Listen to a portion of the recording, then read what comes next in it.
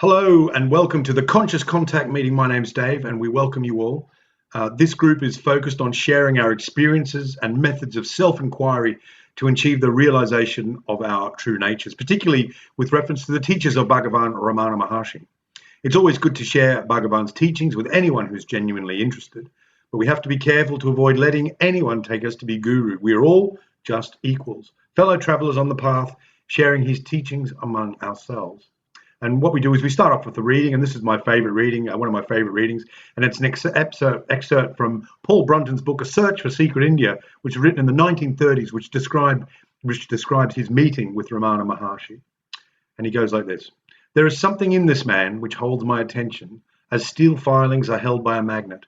I cannot turn my gaze away from him. My initial bewilderment, my perplexity at being ignored, slowly fade away as this strange fascination begins to grip me more firmly. But it is not till the second hour of the uncommon scene that I become aware of a silent, resistless change which is taking place within my mind. I know only that a steady river of quietness seems to be flowing near me, that a great peace is penetrating the inner reaches of my being, and that my thought-tortured brain is beginning to arrive at some rest." So that's the introduction, and I'd just like to now introduce you to our guest speaker this week, which is Akilesh. Akilesh is going to speak for as long as you want, mate. If you want to just describe your practice, how you came to it, your spiritual persuasion, and how you came to it, and where you're at now. So with that, over to you, and we'll have a few questions afterwards and sharebacks, but you speak for as long as you want. Just tell us all about it. Thank you very much. Over to you, mate. Perfect. Great. Yeah. So the way I was thinking of going about it, and you can tell me if Dave, this seems reasonable or not, but I'll tell you a tiny bit about myself, and the search, the search that I was engaged on, and then I'll sort of go into, sort of my perspective on the search, generally speaking. I don't know, is it something that's permitted to do, to like ask people to do exercises with me? Is that something people ever do? Or if you want, I mean, it's up. If they can do it in their living rooms or wherever they studies, but absolutely. however you want to do it. Yeah, I'm probably going to ask for that at some point, and then I'll also do that for a while, and then take questions. Basically, is what I was thinking. Great, you go for it. So I mean, just a tiny bit of background about myself. I mean, sort of in my teen years, I, like many people, I had a big bout of existential questioning, and there's an old saying in the East that, and frankly, probably all over the world, that when the student is ready, the teacher will come, and so it was with me. I happened to meet a Hindu monk with whom I got along well, and I started to learn the rudiments of Advaita Vedanta. And I learned quite a bit about it informally with him over a period of several years when he would come to visit my house in California. But really, that was just the beginning. At a certain point, several years after that, I first encountered Bhagavan's teachings, and I knew they were profound, but I didn't fully understand them. And over many more years of lots of dealing with my own psychology, and it's a long, complicated topic, but I was wrestling with the spiritual searches and simultaneously wrestling with my own psychological issues, as I think is probably familiar to many people. And at a certain point, when I revisited Ramana, maybe 10 years after that sort of initial acquaintance with him, and I reread him, I really felt a much greater clarity about his teachings. And so I practiced intensely for a couple of years, and at a certain point, a few years ago, there was a certain clarity that came about, and for the last few years, I've been teaching, basically. And so I teach essentially a contemporary, what I would view as a contemporary interpretation of Bhagavan's teachings. And so the way I like to present it basically is sort of, I'm going to sort of give a short shrift to these first two pieces, though they are important. And the first two pieces I think that are important are, everyone needs to have, I think, some kind of intellectual framework about the search. And, it can be acquired in different ways, through scriptures, through teachers.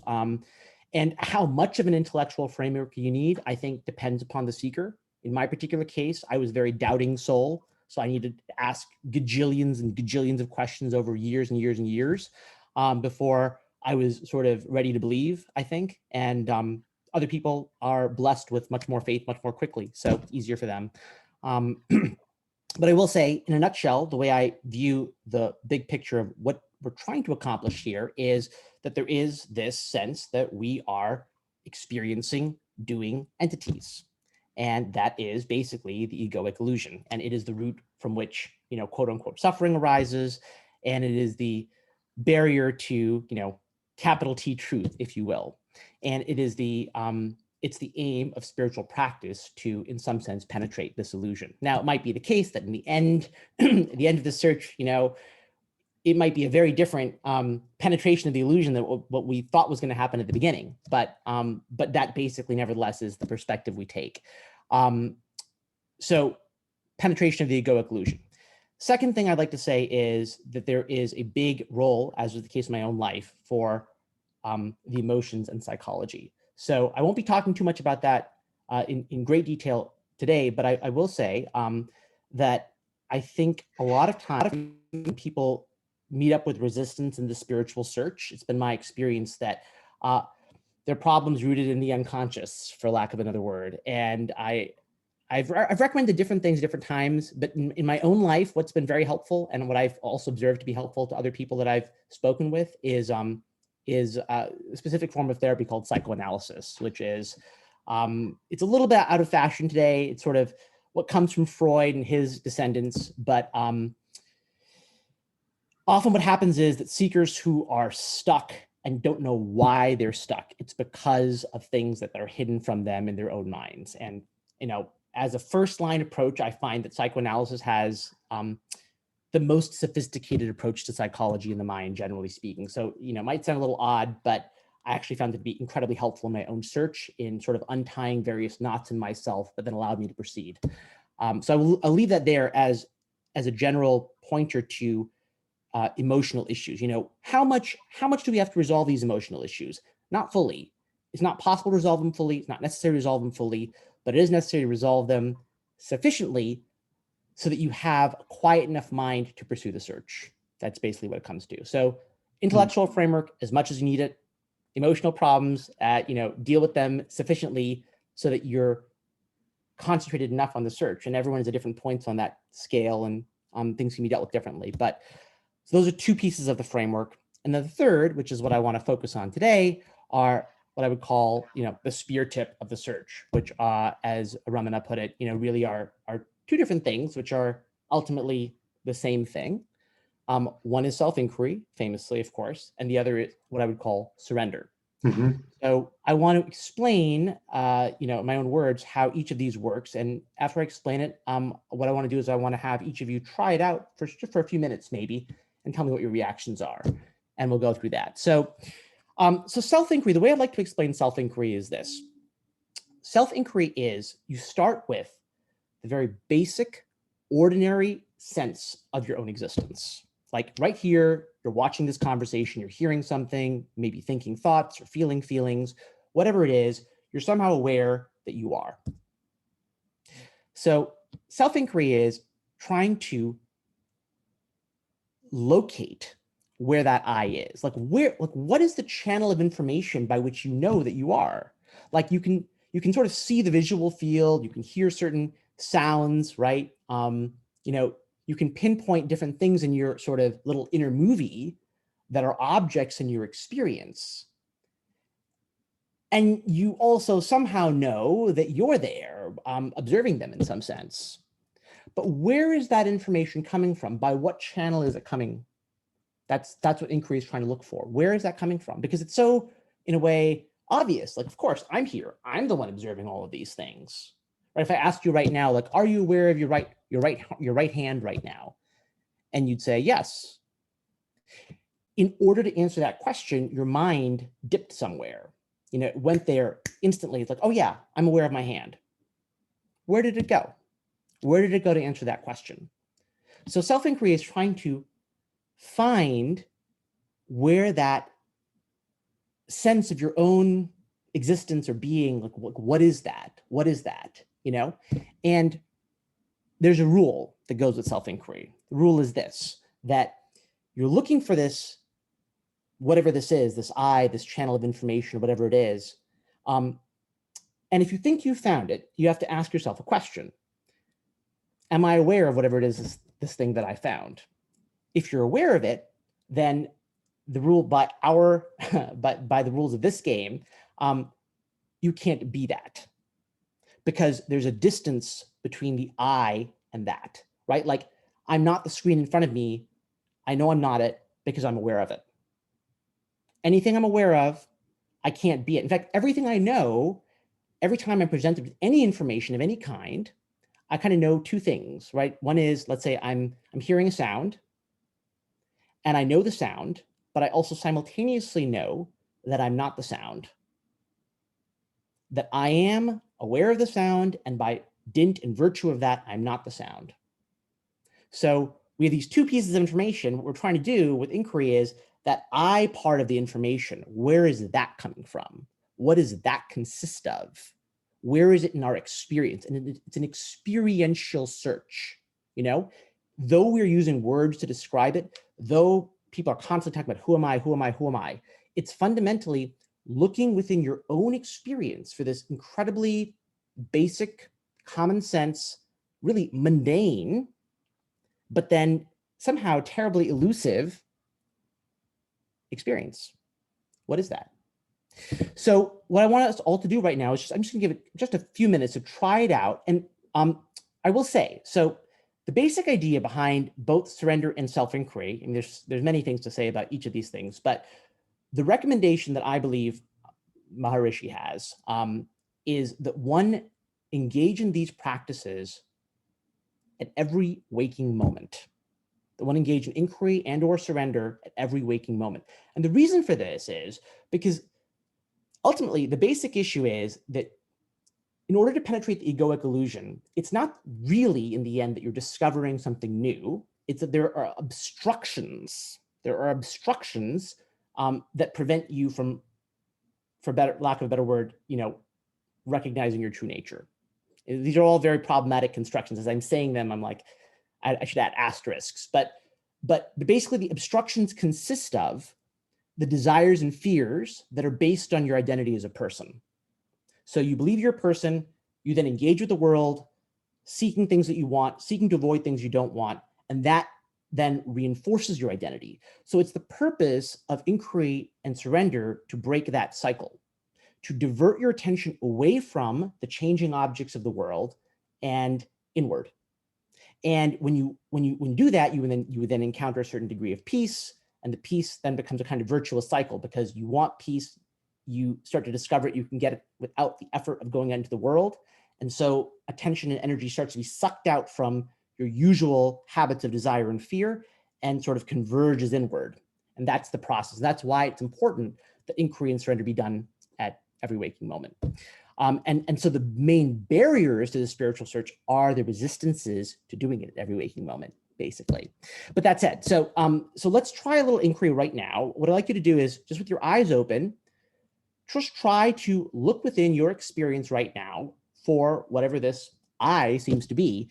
And as soon as you encounter something which you feel it is, ask yourself, are you aware of it? And if you are aware of it, then immediately recognize that it cannot be the source of that I, that you're aware of it. And so then what you do is you refocus on the I and then repeat that process. So we'll just give it 3 minutes, very short, and let's try that right now.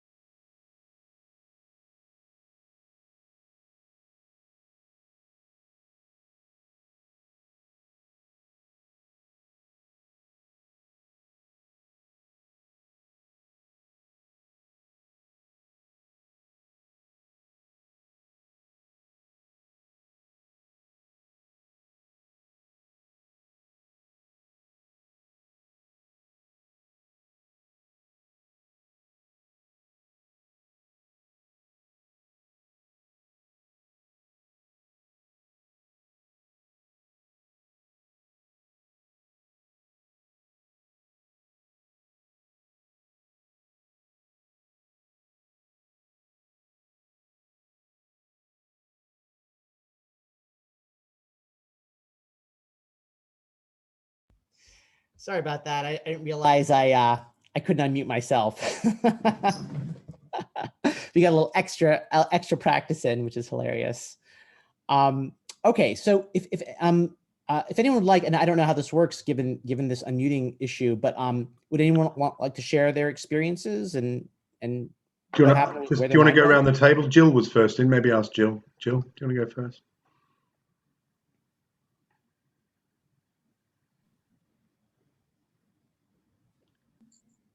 Well, truthfully, what I experienced in the beginning was the endless stream of physical sensation constructs that were around me, that were coming into the consciousness of the me that watches and observes it, right?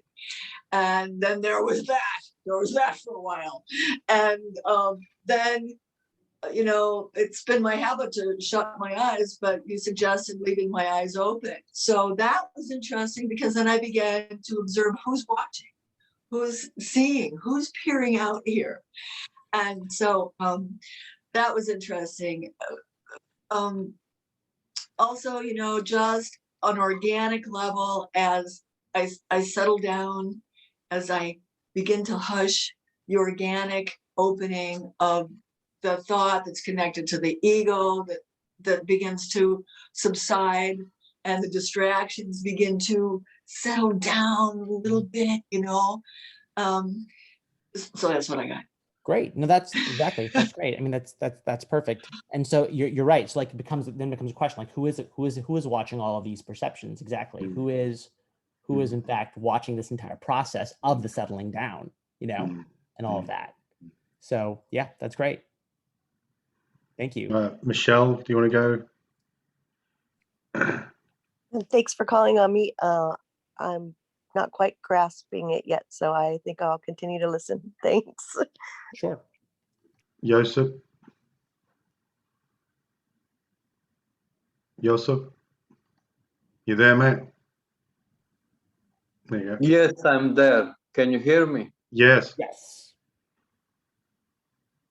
I am aware of awareness, but that isn't that. Yeah, I mean, I think you said it very well. That's exactly correct.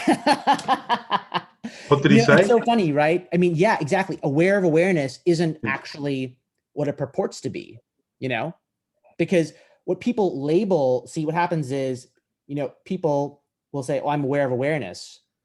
But clearly, as you just said, that can't actually be the case. Mm-hmm. Because what happens is that we take some object, like some subtle feeling or something like that, and we label that awareness, but we're aware of it. So clearly it can't be awareness, actually.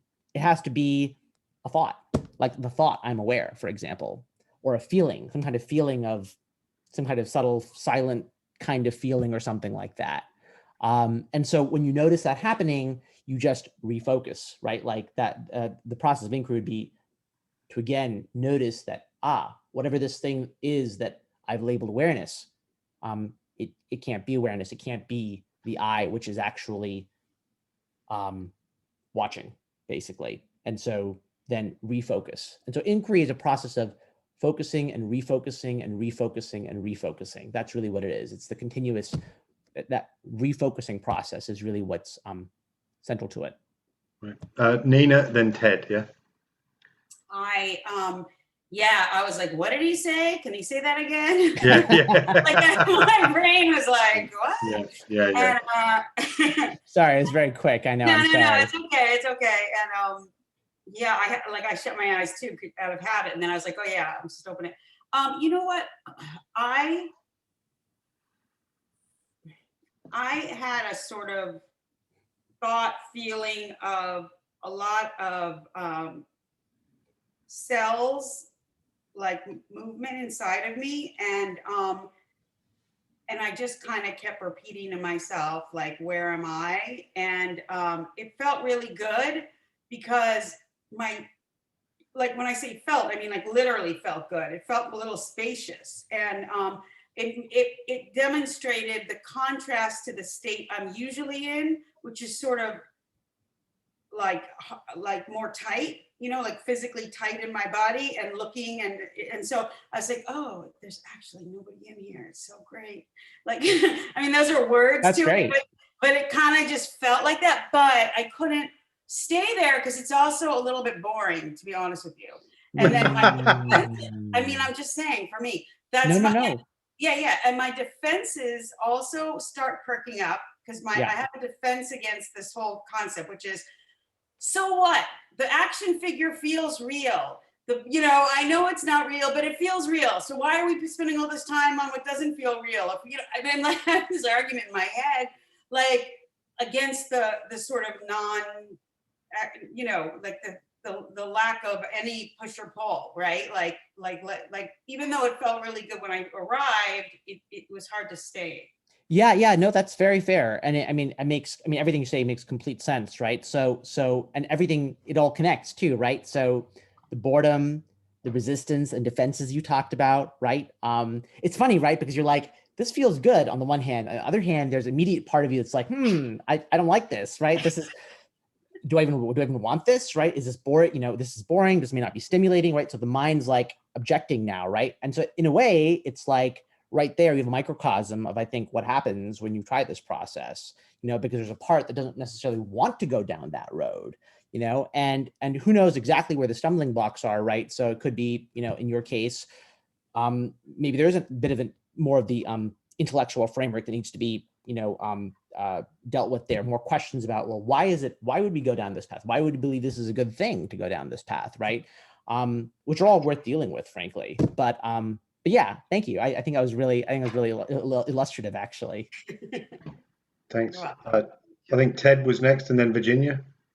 Yeah, and I'm a couple of minutes late, so in addition to welcoming you to this wonderful group, I missed how to pronounce your name. Oh,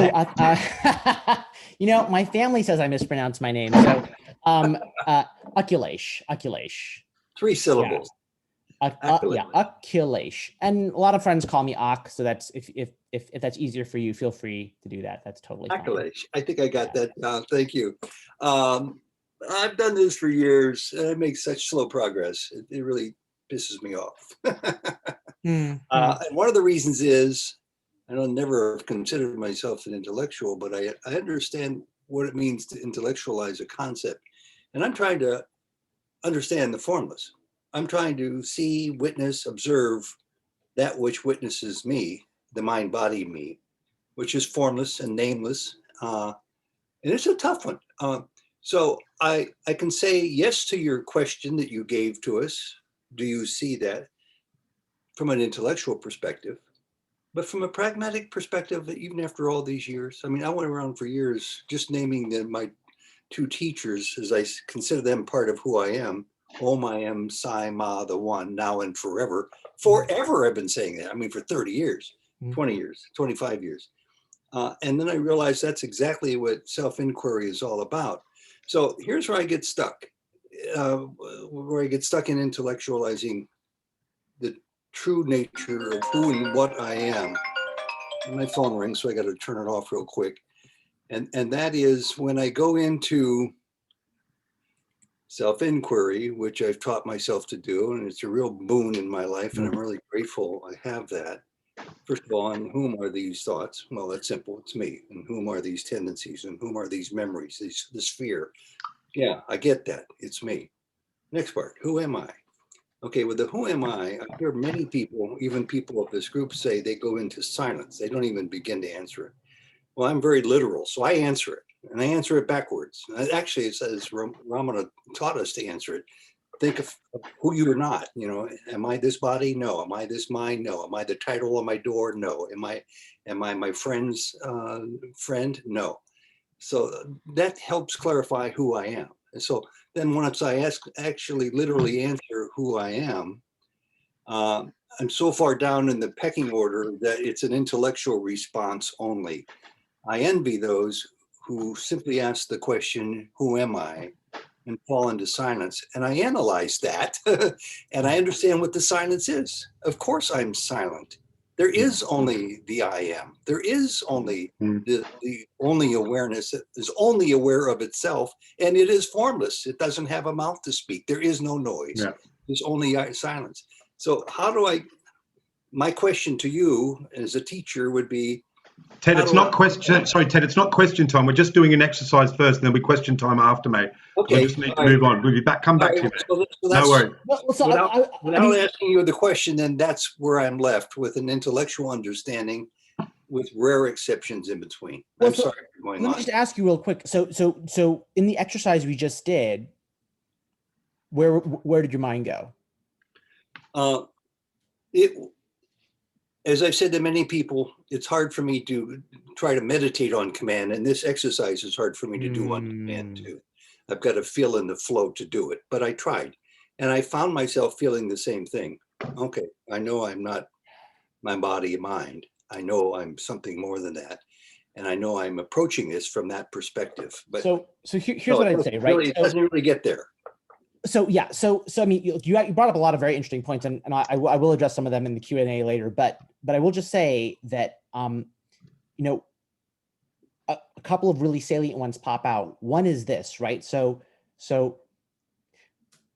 what we're looking for in self-inquiry, okay, is very tricky. It's both very tricky and very here.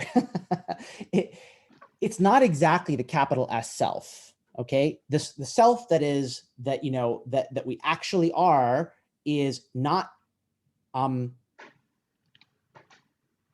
even as I'm saying this, I'm going to be like, that's not exactly right, but it's not accessible to the mind directly, right? What we're looking for in inquiry is our simple experience of the I, right? Because we appear to be here, like the sense of like, I'm here right now. That sense is actually the ego. So we're looking for the ego, actually, right? Now, the ego, what is the ego? Ego is magic, basically. It's a magical thought, which when it is combined with other things, other objects, it appears to acquire the solidity. Now, in the process of inquiry, what we're trying to do is we're trying to like distill it, distill all the impurities away. If you distill all the impurities away, then the ego is no longer the ego. It's the pure ego, quote unquote, which is nothing other than the self. But so in other words, it no longer is what it appears to be. It appears to be something only so long as it's association with thought. So, but we're not looking for the capital S self. We are looking for the basic in our experience sense of being. That's what we're hunting for. And so all the intellectual stuff that you went through, like I'm not this, I'm not this, I'm not this, right? It's all useful as framework. But fundamentally, what inquiry is not really that, it's not that questioning or intellectual process. It's almost like it's almost like as if you had, and none of the analogies are perfect, but imagine you had like a third arm, okay? You had a third arm and you could feel it and you're like, well, where is it? Where is the third arm? Like I can feel the sensations on it. I'm looking for it. Well, where is it? And I can feel it, but I can't find it. It's almost a little bit like that. There's a feeling, you're looking in your experience for what you know to be true in your experience. And I hope that clarifies a little bit. Like, so it's very helpful. Thank you very much. It's actually helped me change my answer from no, I didn't feel that to yes, I have felt that. So oh, good. Okay, great.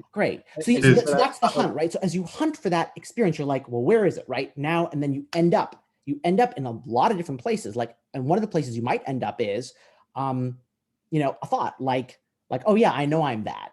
That's a thought, right? So immediately you'd be like, okay, so that thought, because however true any of the speculation from the scriptures or what anyone says, right? Any set of words is just a thought. So we're looking for something which is, and that thought is essentially, it can't be the source of the I, we're aware of it. So we're hunting for whatever's aware of the thought. So we can never stop with a thought.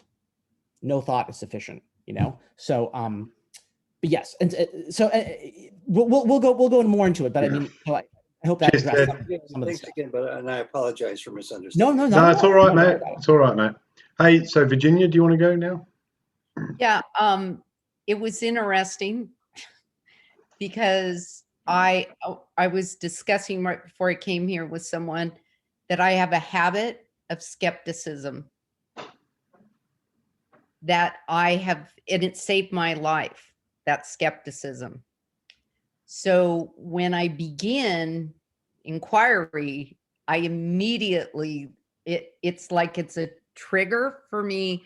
And I have to recognize that that's the thought that I don't know if I'm making sense, but I became aware that that's a habit and that I have to go past that. And then I tried to go past that, but then it got, it's like at a certain point, everything feels like it's exploding and I just have to stop thinking. Interesting. That's really, I mean, everything exploding and stopping thinking sounds like the right direction. I'm But working on it. It's funny, but it's, I mean, your skepticism, it's interesting because, well, first of all, I think it ties into what I said earlier about there are psychological resistances within us all, right? And so those have to be untangled using various means, and it depends on the specific resistance.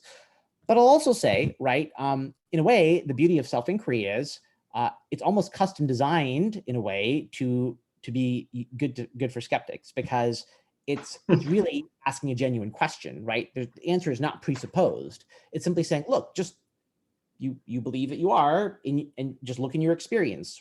Where is this I that supposedly is there, right? Just look for it, and in a way, the starting point of inquiry is to recognize the strange riddle, right? Like, again, like that sense is so intimate and obvious, and yet, we can't seem to isolate it, like what exactly it is. We don't know what it is. We can't seem, but we're searching for it.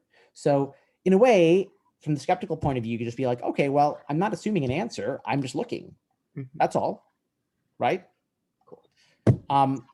That said, okay, there is a certain degree, obviously, you could argue there's obviously something that you have to believe at some level that doing that is worthwhile in some way, right? So why would you believe that? Well, because great personages have told us, maybe, but probably because it's ringing some kind of bell within you, some part of you is drawn to it for some reason, and that's ultimately like, what else but that can we go on, So, but yeah, and thanks for sharing.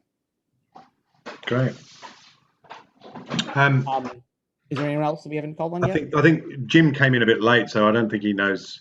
Okay. So that's self-inquiry in a very, very rapid nutshell. And then I want to just turn attention to the other, in a way I feel like somewhat less examined, but very, very much equally potent, and ultimately identical, but from a slightly different angle to self-inquiry practice, which is the practice of surrender. So Ramana famously has said, just be. And I like to talk about this statement of just be, in Tamil it's a chumma ira, with the focus on the just part, just be, because being comes naturally, everyone automatically is, right? The problem is all the overlays on top of just being. So one way I like to explain what this really means in practice, as a practice, and unfortunately practice is required so long as the mental habits that bind us to desires and fears are operational, is, well, one way of putting it is ignore all thought except the thought of surrender and relax. So how to think about this? Well, here's a metaphor. Imagine there's a television in the corner of the room. The television is playing whatever it is you're experiencing. So you don't have to turn the television off. You do not have to change the channel. You do not have to accept everything on the television. You don't have to say everything is good on the television. All you have to do is ignore it. It's going to keep doing what it's doing, and you just ignore it. That's the entire practice of surrender in a nutshell, except that you have to keep your effort on that practice, because otherwise you'll get sucked right back into the TV, essentially. Oh, Nina?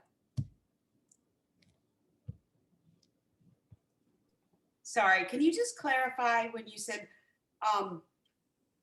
ignore all your thoughts and relax? So is relax, do you think about the word relax, or do you physically try to relax? Okay, yeah, I'm glad you asked that. So so I guess there's really two or three parts to this. So one is ignore all thought. I could also, by the way, say with equal accuracy, I could say just ignore everything, because everything is a thought. Everything is covered with thought. There's nothing which is like, oh, I'm seeing something, and you know, people have this idea that like, oh, sensations are somehow purer. They're not covered with thought. No, no, no. Everything is cognized. So everything is covered with thought. So I could say ignore all thought. I could say ignore everything except the thought of surrender. And when I say the thought of surrender, it could be the word. You can use it. You can do that as a word. You can think of the literally just keep saying surrender, surrender, surrender if you want. But eventually it'll probably become nonverbal. And the other aspect of it, I say relax. What is relax? Why do I add that in? So what does that mean? It doesn't mean that you have to feel relaxed. Feeling anxious or feeling relaxed would be feelings, and therefore thoughts, and therefore things to be ignored. All relax means is don't react as if the narrative is true. You know, there's a narrative that's going on about who you are and what the world is, and, you know, your relationship to it, and you've got to do this and that, and, you know, you have duties, responsibilities, you've got to avoid this, and you want that because it's great, and et cetera. Right? All of those things you just allow to pass by mutely as if they were completely irrelevant. Don't use willpower except for the practice of surrender itself. So you keep all your willpower reserved only for this practice of not putting your willpower into anything else. And it's only quote unquote difficult because it's something like, you know, it's as if your whole life you've been walking around with your fist clenched like that, you know? And this is saying, well, just open up your fist. Now, an open fist is actually less effort, right? It's relaxed. But if you've spent your entire life with a clenched fist, then you will have to exert effort to override the habit of having clenched your fist. So that's the way of thinking about surrender. So surrender, you're ignoring, keeping your, you know, but in the process of ignoring, what are you doing? You kind of have to, you have to keep a certain vigilance. There's a certain vigilance, just enough vigilance to make sure that you're not drawn in to any particular object of perception or thought. Oh, David? I was just saying hello to Sonny. Sonny's joined us. He's a regular. He's a regular. Hey, Sonny, in his mask. He's scared. He's frightened. Yeah. So that's surrender in a nutshell. And I want to also draw a parallel here, right? Just to show you that these processes are, their flavor is different, but their effect is very, very similar. So surrender and inquiry. What is happening in inquiry? You are hunting for the I. In the process of hunting for the I, you keep landing on a series of things that are not the I, different sensations, feelings, blah, blah, blah, objects of experience. And you keep rerouting away from them and attempting to refocus on this somehow knowledge that you are, that you don't quite know what it is, but you keep trying to refocus on it and trying to hunt it and find it. So what are you doing with thought in the process? You're ignoring it. It's a process of progressive ignoring, turning away from the changeable. And similarly in surrender, if you're ignoring thought, meaning you're turning attention away from the mutable, the changeable, the objects of perception, the objects of thought and feeling, well, where is your attention backing away into?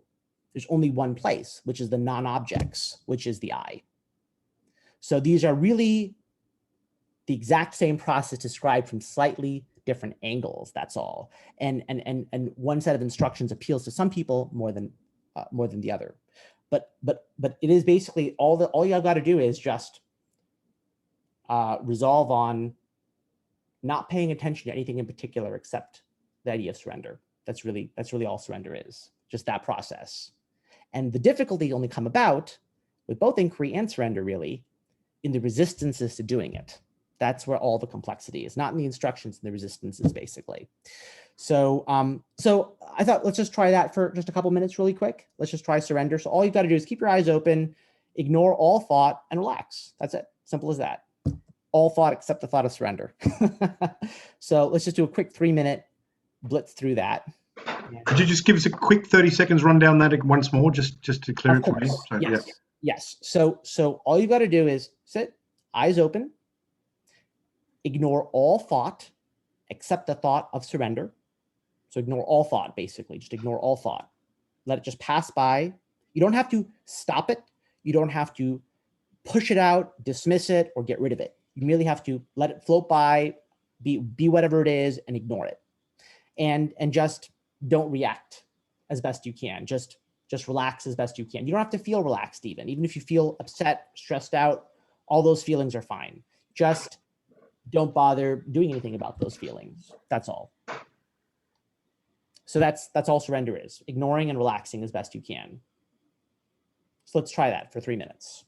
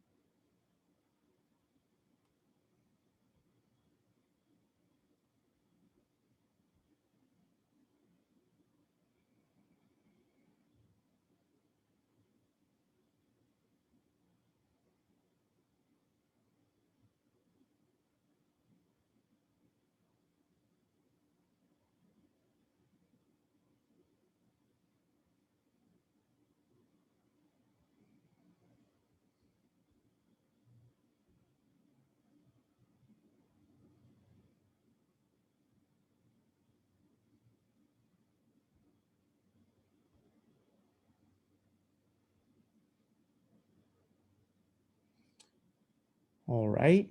Anyone want to share their experiences? Shall we go with Marty? He hasn't been here a while, so I don't know. He's just come in. He's usually.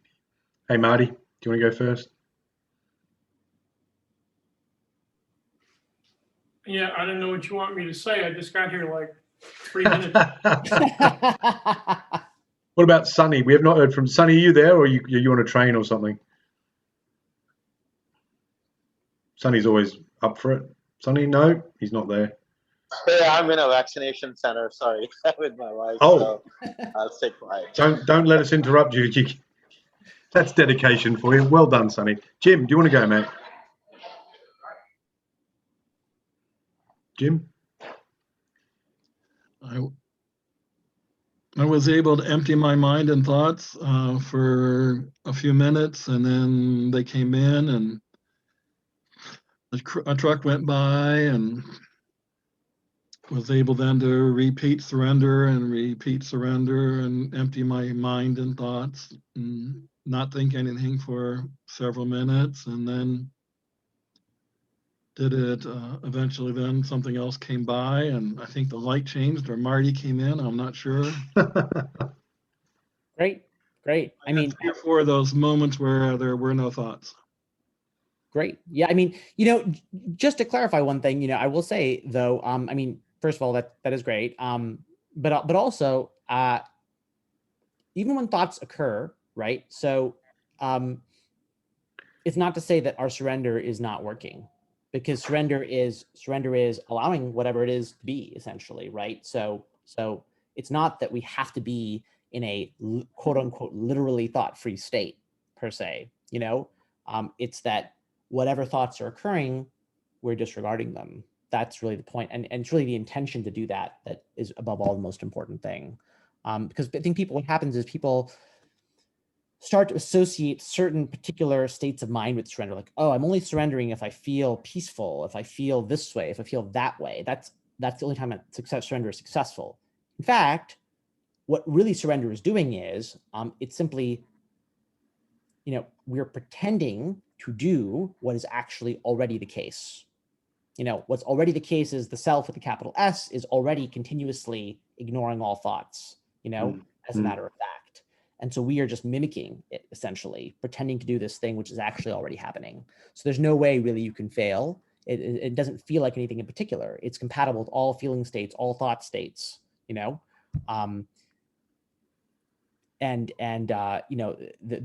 difficulty is only going to be in our unwillingness to let go, to let go, and like when we're dealing with things that we care about, to let go. To let go and simply be like a seaweed in the ocean or a feather in the air. That's essentially what surrender is trying to suggest. Just allow like 1 second to bring you to the next second, to bring you to the third second, and so on, right? You're keeping just that vigilance to make sure that you don't get sucked up into a thought. Other than that, you're simply letting things be. I think Jim had a follow-up. I don't know. The way I have been playing this for years is that I imagine myself as a house where I'm away from work, and the TV's on, and I'm the dog in the house, listening while the TV's running. So yeah, I mean that's a nice way to describe it, because the dog doesn't really care what's on the TV, right? Yeah, so exactly, that's right. So as long as we can continue to sort of we keep our attention withheld, or our interest, right? The narrative's irrelevant, right? So I think that's what you're pointing to when you say that, which I think it sounds right. So Are you a spaniel or a chihuahua, Jim? No. Ted, husky. Husky. Good answer. Ted, do you want to come back in, mate? There you go. Akilesh, thank you very much. This is the major takeaway for me. It's probably pretty small for other people, but I always reserve judgment on even thinking about surrender, because I thought it was reserved only for the major things. Like you get into a pretty interesting back and forth with somebody and it gets to be a little anxious or angry. I've had great success in allowing that to fall away, but without using the word surrender. The word I've come up with is a phrase, let it go. And I've got a mind's eye picture of standing on the edge of a ship with a package of all these awful thoughts and awful issues that I haven't been able to resolve in my life. And I say, let it go, and I let it fall into the ocean, and it works. So it's close enough to surrender to make me feel as if I should cultivate that maybe even a little bit more. I never thought about using surrender in the context in which you raised it as a compliment to who am I, your daily self-inquiry practice. Thank you for that. Yeah, cheers, very much. And yeah, I would just add, right? So I mean, the truth is, right, you certainly can, and I certainly did, use both inquiry and surrender, but the reality is that surrender is complete in itself, right? In the moment when you surrender, in that moment, and should be done ideally, the aspiration should be every waking second, then there are no issues, there are no problems. All the problems come from exerting will and focusing on something in particular, right? So if you're withdrawing your focus from anything in particular and are not exerting your willpower towards anything, then what is there to say? Where is there to go? No, there's nothing to do, right? So it's that process. I would just say also, your idea of the baggage and whatnot, struck me as a metaphor I like to use at surrender though, is that you're, it's like a boat with a hole in it, right? And you're bailing it out. So it's never a one and done process, right? You want it, the processes that Bhagavan is recommending are basically processes of continuous inner concentration. And so, it's always a continuous process. The way it should be viewed as, I'm never done surrendering. I'm never done. I'm continuously doing. I'm continuously moving away from the thoughts that are always encroaching. There's a continuous stream of thoughts that are always trying to rob you of your equanimity, basically. And so, so until the structures that sustain those disturbances are broken down through continuous concentration, which they will eventually be broken down. But until that time happens, continuous effort is required. Okay, so listen, we're kind of getting towards the back end of the meeting now, and I have to go to an appointment. So I'm just going to call on Nina, then Jill, and then I've just put your website in the chat there a couple of times. When do you hold satsangs regularly? Do you want to give us a bit of a spiel about when you do your stuff? So the truth of the matter is, I really should ought to hold satsangs regularly. I don't. Currently, I really just work for the most part in occasional group meetings like this, and I work one-on-one with seekers, who are really interested. That's what I do right now. I feel like I ought to do a group satsang thing on a regular basis. I haven't gotten around to it yet, to be honest. But people feel free to shoot me any questions anyone has via my website or email. And if you want to get together, one-on-one, let me know that too. But that's currently, and I've got books and whatnot on my website. So we've got your website as siftingtothetruth.com. That's right. And can people get in touch with you there? Yes, they certainly can. Yes, absolutely. Okay. And if you might want to put your email or something in there as well in the chat after the meeting, that'd be great. I can't actually, I'm not allowed to put anything in the chat. We'll do it in a minute anyway. So okay. Oh, there we go. Yeah. Let me just, I'll put it out here. Because this will be recording. So Evan will be putting this on YouTube later as well. So just to, obviously they won't be able to see it. So there it's at Akilesh at siftingtothetruth.com. That's AKILESH at siftingtothetruth.com if they want to get in touch. So Nina, do you want to go next? So am I answering how my experience was? Is that? Yes. Sure. Yeah. Mm-hmm. It was pretty good. I really wanted to close my eyes. I was really getting provoked by, you know what I mean, the looking.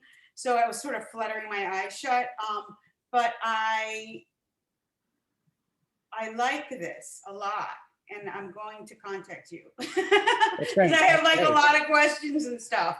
Sure. No, that's great. Yeah, that's wonderful. no, I appreciate this process very much, and definitely get what you mean by having these sort of defaults that have been in place for a long time, and that I love the image of the clenched fist. That was great.